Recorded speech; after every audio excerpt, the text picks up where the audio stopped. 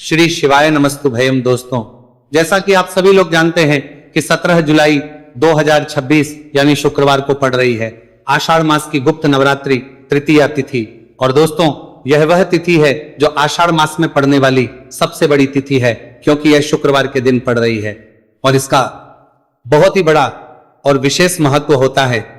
पूज्य गुरुजी ने कहा है कि अगर कभी भी मौका लग जाए और आषाढ़ महीने की गुप्त नवरात्रि तृतीया तिथि शुक्रवार को पड़ जाए तो आप लोगों 11 चावल के दाने का उपाय तो अवश्य ही करना चाहिए। इन दोनों का संयोग बहुत ही कम आता है। इसी के साथ में गुरुजी ने अपने शिव पुराण कथा में बताया है कि इस दिन आपको 11 चावल दाने का उपाय तो आपको अवश्य ही करना चाहिए, क्योंकि ऐसा दिन पूरे साल में सिर्फ एक ही बार आता है। और दोस्तों, आप सभी लोग जानते हो कि शुक्रवार तृतीया तिथि का अगर सबसे बड़ा कोई उपाय है तो वह 11 चावल के दाने वाला उपाय है। तो दोस्तों, इस शुक्रवार तृतीया तिथि के दिन आप लोगों को इस 11 चावल दाने वाले उपाय को जरूर करना है। बहुत सारे लोग होंगे जिन लोगों ने इस उपाय को ना किया हो, मतलब पूरा साल निकल गया, उन्होंने किसी भी दिन इस 11 चावल के दाने वाले उपाय को ना किया हो। पर दोस्तों, आपके पास एक आखिरी मौका बचा हुआ है, जो कि 17 जुलाई शुक्रवार तृतीया तिथि के दिन है। तो इस दिन आप लोगों को इस वाले उपाय को जरूर कर लेना है। भले ही आप पूरे महीने भर इस उपाय को ना किया हो, पर अगर आपने इस आषाढ़ महीने की तृतीया तिथि के दिन अगर इस वाले उपाय को कर लिया तो आपको इस उपाय को करने का वो फल मिलेगा जिसकी आपने कभी कल्पना भी नहीं करी होगी। इसीलिए आप लोग इस वाले उपाय को कर लिया को एक बार जरूर कर लेना है, ताकि आप लोगों के हाथ से यह मौका न जा सके और आपको इस उपाय को करने का फल मिल सके। दोस्तों, यह उपाय पंडित जी ने अपनी अभी की ही श्री शिव महापुराण की कथा में बताया है जी। इस उपाय को आज हम आपको बहुत अच्छे से समझाने वाले हैं। इस वीडियो को देखने बाद इस उपाय को समझने के लिए आपको कोई और वीडियो को देखने की जरूरत नहीं पड़ेगी। तो चलिए दोस्तों, उपाय को शुरू करते हैं। देखिए, ये इस आषाढ़ महीने के शुक्रवार तृतीया तिथि के दिन ये इतना खास होता है, इतना महत्वपूर्ण होता है। देखा गया है कभी कभी बड़े बड़े पूजा पाठ अनुष्ठान से जो मनोकामना पूर्ण नहीं होते, वह आषाढ़ महीने के शुक्रवार तृतीया तिथि के दिन एक छोटे से उपाय करने से ही आपकी मनोकामना पूर्ण हो जाती है। और बहुत सारे लोग इस उपाय को किया भी है और उनको इस उपाय को करने का फल भी जरूर मिला है। अगर आप लोग भी इस उपाय को करना चाहते हैं तो आप इस उपाय को पहले अच्छे से समझ लेना, सुन लेना, उसके बाद करना, आपको इस उपाय का फल जरूर मिलेगा।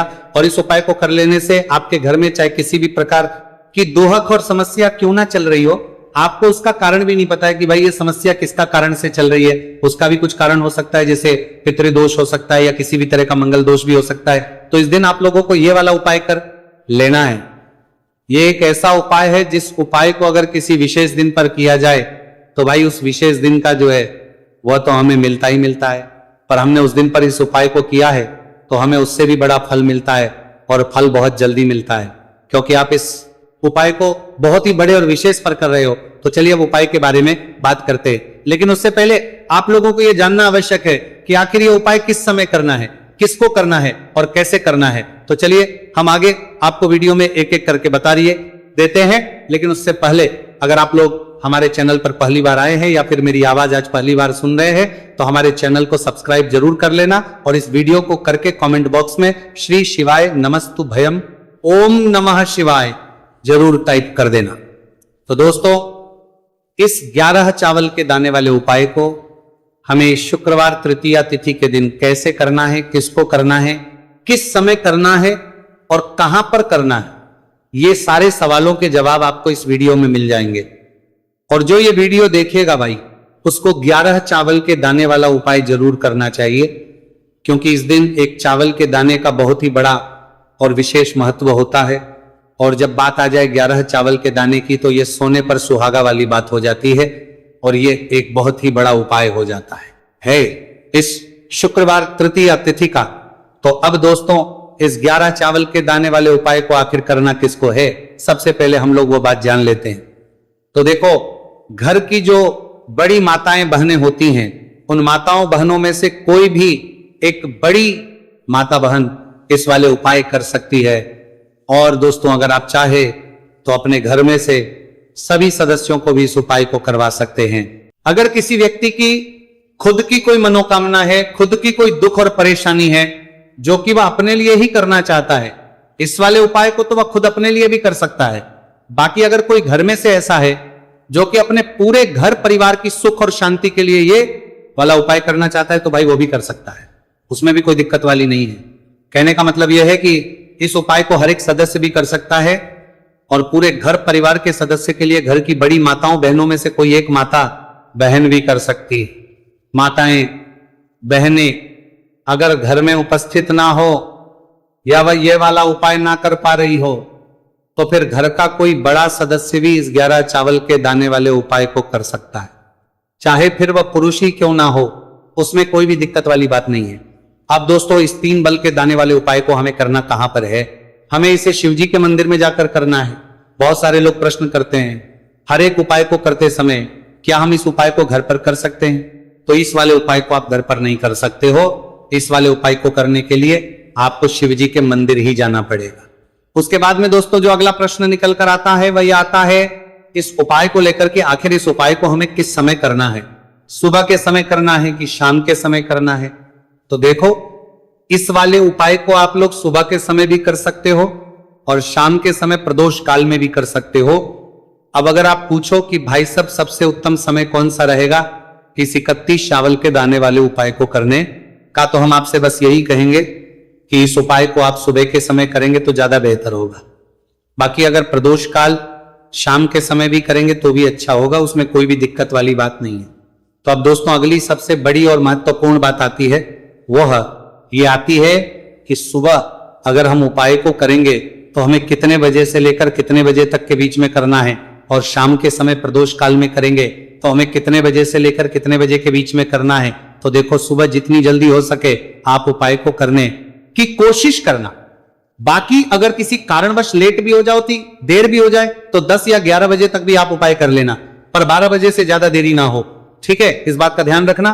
उसके बाद में दोस्तों अगर शाम के समय प्रदोष काल की बात करें, प्रदोष काल का जो समय है होता है वह शाम के 6 बजे से शुरू हो जाता है। मतलब शाम के 6 बजे से लेकर 7 बजे के बीच का जो समय होता है यह समय प्रदोष काल का समय होता है। पर अभी जो मौसम चल रहा है, इस मौसम में जो है शाम बहुत देरी से होती है, तो आप इस उपाय को 7 या 8 बजे के बीच में भी कर सकते हो। मतलब शाम के 6 बजे से 8 बजे के बीच में आप कभी भी इस वाले उपाय को कर सकते हो, उसमें कोई भी दिक्कत वाली बात नहीं है। अब दोस्तों यहां पर इस उपाय को लेकर एक और सबसे बड़ी बात यह निकल कर आती है कि इस 11 चावल के दानों को हमें लेना कहां से होता है, और हमें इस उपाय को करने के साथ में क्या और कुछ भी सामग्री ऐसी होती है जो शिवजी के मंदिर लेकर जानी पड़ रहती है। तो देखो यहां पर हम आपको बता दें, सबसे पहले आप लोग ये जान लो कि ये जो 3 चावल के दाने वाला उपाय है, सिर्फ और सिर्फ आप उपाय की सामग्री लेकर कभी भी शिवजी के मंदिर मत जाना, क्योंकि हमें भगवान के सामने ये नहीं दर्शा है कि अगर हम भगवान शिवजी के मंदिर आए हैं तो अपने फायदे के लिए आए हैं। तो इसलिए जो भी पूजन सामग्री है, उपाय सामग्री है 11 चावल के दाने, इसके साथ में आपको पूजन सामग्री भी जरूर लेकर जाना है। देखो, अगर सुबह के समय उपाय कर रहे हो तो सीधी सी बात है, 1 लोटा जल तो आप लेकर जाओगे ही जाओगे। वही 1 लोटा जल अगर मिट्टी का जल हो तो बहुत अच्छा रहेगा। मिट्टी का जल कैसे बनाता है, इसके लिए हमने पहले से बहुत सारी वीडियोस बना दी है आपके पास। इस दिन एक आखिरी मौका रहेगा, मिट्टी का जल शिवजी पर चढ़ने का और उपाय को करने का बहुत बड़ा आपको इस दिन फल मिलेगा। तो इसीलिए इस दिन हो सके तो भाई मिट्टी का जल चढ़ाना, तो अपने साथ में कम से कम 1 लोटा जल तो आपको लेकर जाना ही जाना है। अगर मिट्टी का जल नहीं है, मिट्टी का जल नहीं है तो घर का जल भी आप इस्तेमाल कर सकते हो। इसके अलावा जो भी पूजन सामग्री है, देखो 11 के दाने ये अलग आपके रहेंगे और जो आपकी पूजन सामग्री रहेगी वो अलग रहेगी। पूजन सामग्री में आप जो भी चीज लेकर जाना चाहे वो लेकर जा सकते हैं। एक बेलपत्र भी लेकर जा सकते हैं, उसमें कोई भी दिक्कत वाली बात नहीं है। वहीं अगर हम बात करें शाम के समय की, तो शाम के समय शिवजी पर जल नहीं चढ़ता है, इसीलिए शाम के समय आप लोग एक दीपक तैयार कर लें जो कि गोल तीखा आटे का, शुद्ध देसी गाय का घी का होगा, है ना। इस बात का आप लोगों को ध्यान रखना है। और इस दीपक को आपको घर से जलाकर नहीं लेकर जाना है, भगवान शिवजी के मंदिर में जाकर ही जलाना है। इस बात का भी आप लोगों को ध्यान रखना है। अब दोस्तों यहां पर हमें इस बात को समझना है कि ये 11 चावल के दाने हमें लेना कहां से है। क्या हमें दुकान से लेकर आना है, या हमें अपने घर से लेना है, या कहां से लेकर आना है, और कौन से चावल लेना है, क्योंकि चावल भी बहुत प्रकार के होते हैं। तो देखो, इन सभी सवालों के जवाब आप लोग एक बात में सुन लो कि भाई जो उपाय है, इस उपाय में आपको ये नहीं देखना है कि भाई कौन से चावल है, कौन से चावल नहीं है। बस जो भी चावल ले रहे हो वो चावल का दाना सबूत होना चाहिए, मतलब साबुत होना चाहिए, टूटा हुआ नहीं होना चाहिए, कटा पीटा नहीं होना चाहिए। यह बात आपको ध्यान रखना है। बाकी आपका चावल बासमती हो या सादा चावल हो या कोई सा भी चावल हो, उसमें कोई भी दिक्कत वाली बात नहीं है। तो सीधी सी बात है कि आपके घर के रसोई घर में जहां पर आप बनाते हो, वहां पर जो भी चावल आपके उपस्थित हो, उन चावलों में से अपनी एक कटोरी भर लेना या एक मुट्ठी चावल अलग से निकाल कर रख लेना, क्योंकि हम 11 चावल ही यहां पर इस उपाय में लेने वाले हैं। तो हमें ये चावल के दाने गिनकर निकालने पड़ेंगे। इस बात का आप लोगों को ध्यान रखना है। तो अपने उस चावल की कटोरी में से या चावल में से 11 ऐसे चावल के दाने आप लोग निकाल लो जो कि टूटे हुए ना हो, कटे पीटे ना हो, कोई दाग ना लगा हुआ हो, है ना। अच्छे साबुत चावल के दाने 31 दाने आप लोग निकाल कर रख लो, और इन्हें किसी भी एक कागज की पड़िया में या किसी एक छोटी सी कटोरी में आप लोग रख लो, ताकि ये सुरक्षित रहे, आपके एक भी चावल का दाना इधर उधर ना हो और आपका उपाय भी पूरा अच्छे से हो जाए। तो भाई जैसे ही आपका उपाय की जो सामग्री है, 11 चावल के दाने ये तैयार हो जाते हैं, उसके बाद में आपको जो भी अपनी पूजन सामग्री है, सुबह समय कर रहे हो तो एक लोटा जल और एक बेलपत्र या पूजन सामग्री जो लेकर जाना चाहो उसकी भी तैयारी कर लेना। और शाम के समय जा रहे हो तो भाई अपना जो दीपक है उसे तैयार कर लेना, ठीक है। और उपाय को करते समय शुद्धता का विशेष रूप से ध्यान रखना, ठीक है। सुबह सुबह स्नान करने के बाद ही उपाय को करने की आप लोग तैयारी करना। उसके बाद अगर शाम के समय की बात करें तो शाम के समय आपको स्नान करने की जरूरत नहीं है, पर शुद्धता ध्यान रखना है। आपको स्नान तो नहीं करेंगे, आप हाथ मुंह धोकर भी इस वाले उपाय को शाम के समय प्रदोष काल में कर सकते हैं, इसमें कोई दिक्कत वाली बात नहीं है। तो आप अपने उपाय की पूरी सामग्री तैयार करके आपके पास ही में जो आपका शिव मंदिर हो वहां पर पहुंच जाइए। सबसे पहले शिव मंदिर में जाकर आप लोगों को उपाय नहीं करना है, पहले भगवान के दर्शन करना है, भगवान से आशीर्वाद प्राप्त करना है, फिर शिव जी की शिवलिंग के पास में आना है। शिवलिंग के पास में आने के बाद जो पूजन सामग्री लेकर आए हुए हैं, जैसे कि सुबह गए हुए होंगे तो एक लोटा जल और जो भी पूजन सामग्री लेकर आए हैं, आप उनसे भगवान शिव जी की पूजन कीजिए। सबसे पहले तो एक लोटा जल ही चढ़ेगा, फिर आपको एक बेलपत्र श्री शिवाय नमस्तुभयम का जाप करते हुए शिवलिंग पर चढ़ा देना है। उसके बाद में आपकी पूजन सामग्री चढ़ेगी। उसके बाद में अगर दोस्तों शाम के समय अगर आप इस उपाय को कर रहे हो तो अपने साथ कम से कम एक जो दीपक है गुलबाती का जो आप अपने साथ में लेकर गए हो, उस दीपक को मंदिर में जाकर अपनी माचिस से जलाना है और उस दीपक को शिवलिंग के पास में रखना है, ठीक है। इस दीपक को रखने के बाद ही आप लोगों को अपना ये वाला उपाय शुरू करना है, और दीपक को ज्यादा पास में मत रखना। वैसे भी गर्मी पड़ रही है, भगवान शिव जी को आंच नहीं लगनी चाहिए, है ना। तो भाई जैसे ही आपकी पूजा अर्चना हो जाती है, आप भगवान शिव जी को प्रसन्न कर लेते हैं। उसके बाद शिवलिंग के पास ही में आप कहीं पर बैठ जाइए, सामने या आसपास जिस जगह पर आपको बैठना हो वहां पर बैठ जाइए, और अपने वह 11 चावल के दाने अपने सामने निकाल कर रख लीजिए, क्योंकि अब यहां पर उपाय को यहां पर करने की आपको तैयारी करना है। और इस तरीके से जब आप उपाय करेंगे, पूजन सामग्री चढ़ाने के बाद, पूजन अर्चना करने के बाद, तो आपको उपाय का फल बहुत जल्दी और बहुत होकर मिलेगा।